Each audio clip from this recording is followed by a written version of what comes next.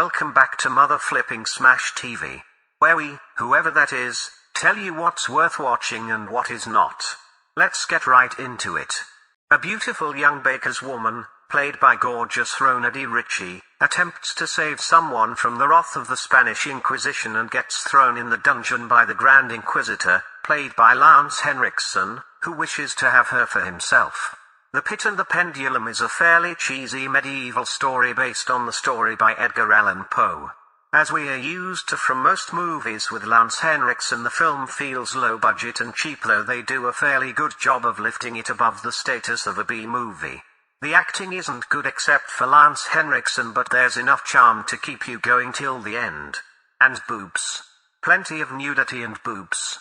And a little bit of gore and torture if you're into that thing. Can someone be into that thing? I guess. The Pit and the Pendulum is one of those movies you best watch with your friends, with a big pizza and plenty of beer so you don't see the flaws and mediocre parts all that much. Check that.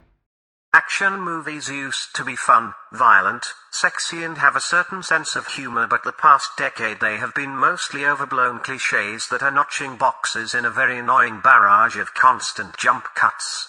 In comes Boss Level, where a guy finds himself in a time loop as he gets killed over and over again by a bunch of eccentric assassins. The movie immediately jumps in and wastes no time explaining the almost tiresome cliché of time loops. It takes the protagonist a bit of time to realize what is going on and take real action, but make no mistake, there is action from second one till the last. There are quips and humorous moments. The lovely Naomi Watts and other women please the male gaze, and the female if they so incline. Frank Grillo's action aero look please the females and the males if they so incline. And then there's the ever so cool Mel Gibson, who also looks sad-ass and pleasing to the eye. The action scenes hit hard, they're violent and effective and injected with quirky intelligent humor. There are some nice details in the acting and filming that surprised me. It's not always you see body language used in a scene just to make a point. It doesn't pull any punches, no pun intended, and doesn't shy away from a lot of things that are frowned upon by a minority of people these days. There's a throwaway line by Mel Gibson about a sword that made me chuckle. All in all, this movie is great and a much-wanted breather in a sea of mediocrity. The ending is a bit abrupt, though not due to the length of the movie but more so due to the fact you want to see more. And let's hope we will. Somehow. Smash that. Justice League, originally made by Zack Snyder, was cut up and remade once upon a time by Joss Whedon and released to a crowd that immediately rejected it. As rumors sprung up about an original cut, a loyal following of fans stood up and demanded, wished, for the original cut to be released like the original creator Zack Snyder envisioned. It was only till some of the actors of the movie spoke out that things progressed quickly until a fateful day that it was announced that there would be a Snyder cut. A year or so later we received that Snyder cut in a 4 hours long epic movie. A victory for the fans not seen since the director of the Sonic movie decided the monstrosity they created wasn't what the fans, aka the customers, wanted. They changed it and the movie was lauded. And this would have happened too for the Snyder cut were it not due to a certain event right before the launch. Regardless of that, however, the movie is good and is a much better version of what Whedon made from it. The story is fleshed out, a lot of CGI is better, and many of the weird incoherent streams from the Whedon cut are gone. The movie is long and won't be for everyone. I sat it out in one sitting, granted a small break for toiletries and snacks, but it was only the first 2 hours that seemed slow and plotting. I got annoyed with the theme that popped up each and every time Wonder Woman came on screen, and we could have had a little less slow motion and a wee bit more Superman.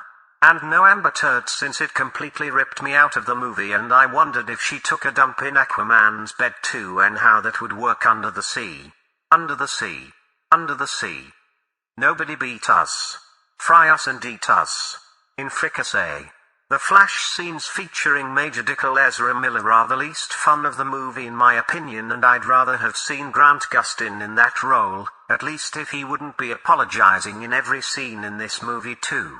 Overall, the Snyder Cut is a much better version and should have been the movie in the first place, but as the old saying goes, the best helmsmen stand ashore, and marketing puffs and arrogant executives will always try to screw it up and then blame other people for their failures. Companies should let the artists do their thing and take the risk and give the customer what they want, because that will bring in more money than calling them names and stepping on characters that have been around for 50 years and more. If you have time, watch it and stop giving money to the other version and movies that try to destroy a legacy for a quick buck. Check that. A man gets attacked by a dog for some reason and finds himself waking up in the hospital with a different face. What follows is a claustrophobic search for who he is, what has happened, and whose face he is wearing. Faceless is a fairly low-budget thriller that does deliver on the gore with enough slipping faces to keep you squeamish and enough mystery to keep you enthralled. Personally, I lost track somewhere in the middle of the movie, and I quickly didn't know what was going on, and more so what the reasons were that things were or did happen. At the end, the plot twist to me was a disappointment, and quite frankly I'm not even sure what happened, since the whole movie is pretty confusing due to the flashbacks and other occurrences. It's definitely a movie to see twice, but the movie isn't good enough to see twice. Drop that. Popular movies that work have the tendency to get copied in Tinseltown, with often disastrous outcomes, and riding on the coattails of the immensely successful John Wick comes Nobody, putting Bob Saul Goodman Odenkirk in the role of a grey mouse who turns out to be a badass. The premise and execution of Nobody is very simple and nothing we haven't seen before, but it's done in such a way that it's entertaining and refreshing. If I had one gripe with this movie, it'd be that we don't always need to have grey mice be some kind of Navy SEAL or highly trained government agent. Why not state that a regular working man is capable of some kind of feat of fancy instead? Regardless, the film doesn't shy away from its fights and its violence, though it does tend to lose a little bit of momentum towards the end.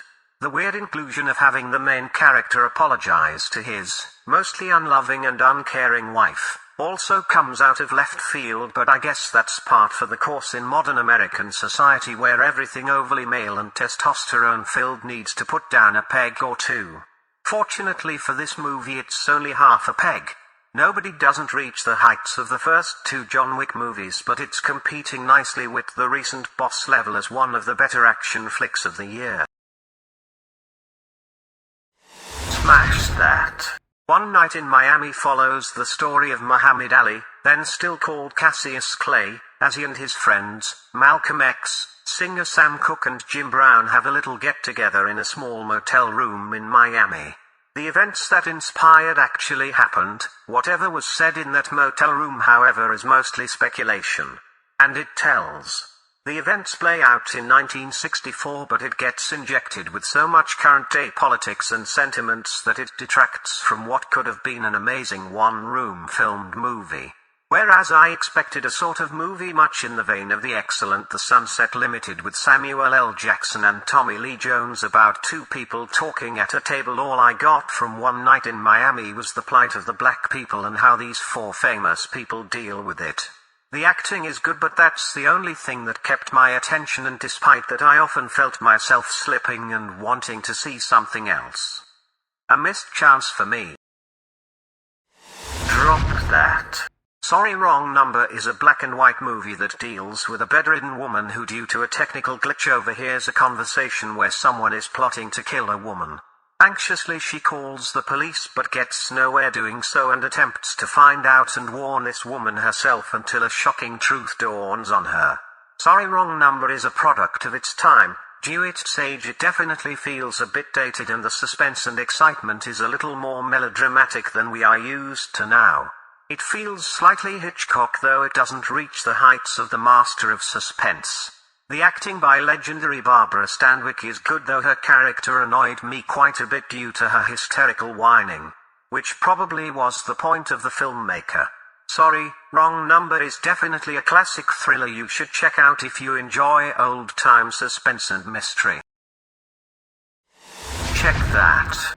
The Stranger and the Gunfighter is a kung fu spaghetti western featuring everyone's favorite bad guy Lee Van Cleef in a story that pits a martial arts expert and a thief together searching for a hidden message that is tattooed on the butts of several women. Yes. On the butt. The buttocks. The S. Kung fu, western and naked asses you say? Sign me up you say? Well yes. Only fools wouldn't be on board with that premise. Unfortunately the kung fu is a little bit subpar. The western vibe is only held up by Van Cleef's long history in the genre and the asses. Well, they're fine to look at but don't expect too much cause this definitely isn't a sex comedy. The Stranger and the Gunfighter falls a wee bit short to be great, and with the added dubs we are used to from a spaghetti western pushes it more towards okay. Lee Van Cleef is charming as always, and if you are a fan of him you'll certainly enjoy it. As for the rest, check it out but don't expect too much. Check that. The Empty Man is a daring horror movie about a man investigating the sudden disappearance of some teenagers and about an entity that appears when you blow in a bottle while standing on a bridge. Kinda like Slender Man but different. Or not really. I really can't say much about the plot of the movie as you must experience it fresh and with as little outside information as possible. I can tell you however that at the end of the ride some things will not make sense and that you will be scratching your head while searching for the answer. The Empty Man is visually stunning and quite tense at moments. It doesn't quite reach the level of anxiety I felt watching Hereditary, but during those scenes it came damn close. The story is compelling and the events portrayed are chilling and it just all looks gorgeous.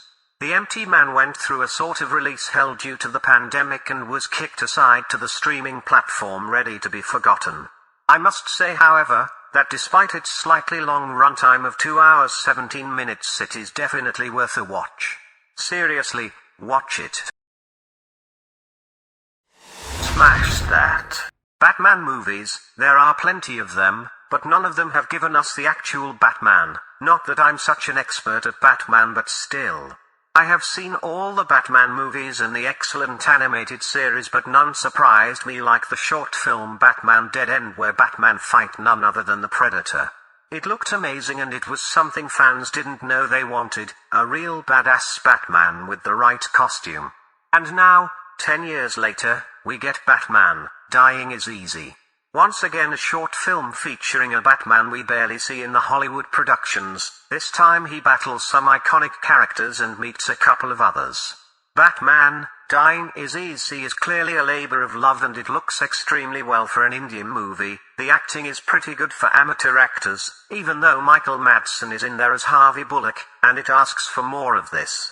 Unfortunately, due to the way large companies work, I fear all we can do is wait for another one of these indie short films, and I, for one, am looking forward to it. Smash that. Well, that was interesting. Discovered some new things about myself and I think I will have to re-evaluate my position in life henceforth.